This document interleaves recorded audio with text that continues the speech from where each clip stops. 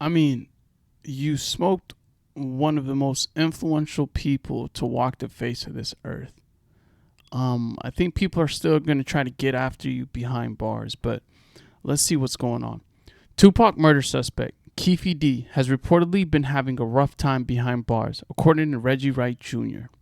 In a new interview with Bomb First published on Friday, Reggie, who worked at Suge Knight's The Roll Records and his father was previously a gang enforcer at the Los Angeles Sheriff Department's unit Operation Safe Street in Compton, alleged that Keefe has already been jumped multiple times in jail as he awaits trial and may be in for even more.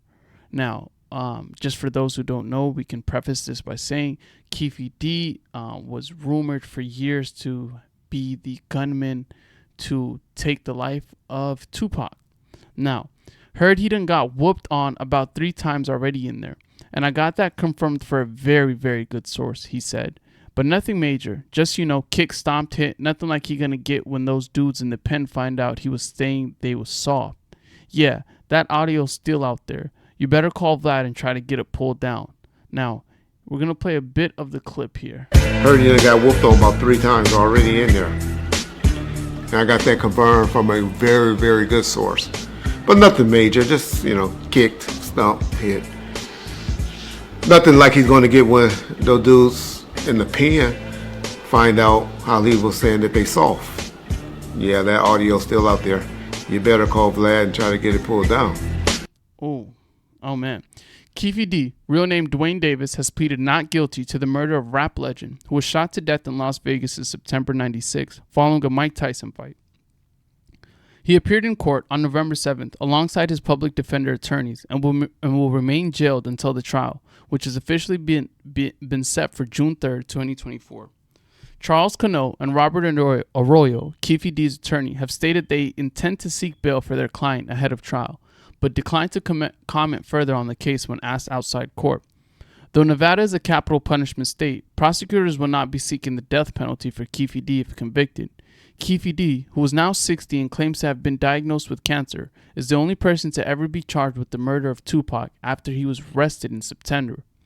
Despite pleading not guilty, Keefe D has made a number of claims over the years to masterminding the shooting of Tupac, including detailing the incident in his 2019 book, Compton Street Legend. Now, a lot of people are saying that's the same book that really put the feds onto him, which is interesting because we hear so much about this self-snitching term in hip-hop. Now, imagine writing a book about one of the biggest crimes to have happened in American hip-hop in American history, right? Pac has become iconic in pop culture as well.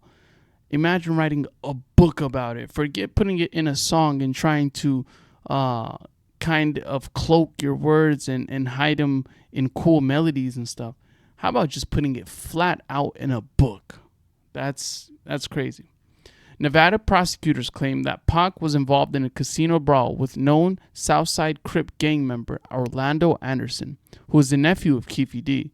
On the night of the shooting, Anderson is believed to have been in the car with Keefe D during the drive-by shooting, with some accounts IDing him as the gunman. He was killed himself in an unrelated gang shooting in 1998. Death Row Records co-founder Suge Knight, who is himself serving a prison sentence of 28 years for voluntary manslaughter, was also wounded in the shooting of Tupac. He has since commented on Keefe D's arrest in an interview with TMZ from prison, stating that he won't testify against a former gang member if called to the stand. If called to stand during trial. Oh man, I mean, it's kind of like the Nipsey Hussle situation. Nipsey Hussle was loved by everyone, from civilians to gang members to oppositions, right? He was respected. I won't say loved because we do understand the severity of gang culture, but he was respected from people that are supposed to not respect him, right? So that says a lot about his character and the influence he played on that community. And so if you affect those type of people, special people, right? People that are kind of like blessings to the less privileged, right? You don't get those kind of people very often. So when you hurt or harm those kind of people, best believe you're gonna run into some kind of I don't know how to put it, but you're going to run into some kind of issue, whether it's God, whether it's the universe, whether it's whatever kind of deity or higher power you believe in. That kind of karma is not good, right? I'm not saying they were saints and they were these angels or whatnot, but they were good people, to say the least, right? They were decent people. Now, I'm not a firm believer well, I'll just say this. I believe that regardless of whatever religion you're in, there's some part or elements of karma that plays a role. Now, if you think that murdering Tupac and you're just going to get away with it, I'm big on energy, right? So a lot of people tap into that Pac energy. So I don't understand how you put that kind of pain out into the world and not expect it to come back around. It don't, like, look, it might not be next day. It might not be the next year. It might not be for the next 10 years. Yo, this is Tupac died before I was even alive. Yo, you're going to jail for the murder 20 something years later. Wow. That is 20 something years later going to jail for it. And it just goes to show you, like, man, regardless of what you might think or how you might feel, and I think that's probably why he spoke so much about him. You know,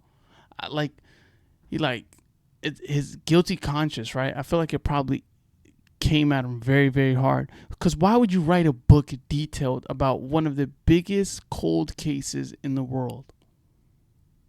Just logically, from a logical standpoint, what makes sense of that? Let's say you are lucky enough to get away with such a heinous crime. Why go on interviews and speak on it? It's kind of like you're taunting or teasing the American government. And guess what? The feds don't play. 98% conviction rate. They're not coming for you if they don't already have you. And so, what do y'all think the logic is? Me personally, I'm saying, like, it was the guilt. Guilt ate him apart. He couldn't deal with it. He like, damn, I really smoked one of the most influential people in the world. Someone who's loved globally, right? There's people right now, 20 years later, that have tattoos of Tupac. Grace, and they will continue to do that, right? So what sense do you have to go on, obviously, DJ Vlad, who has Vlad TV and such a prominent platform in hip-hop culture, who he has interviewed previous police before law enforcement. You don't think any of them are going to be like, hey, I seen an interview you might post about, and I thought this was interesting, and start piecing the things together, right? For the life of me, I don't get it. But what do y'all think? What's the logic behind that? Do y'all think he actually did it? Do you think they're just having someone to finally put a blame on it so they can close the case? What do y'all think?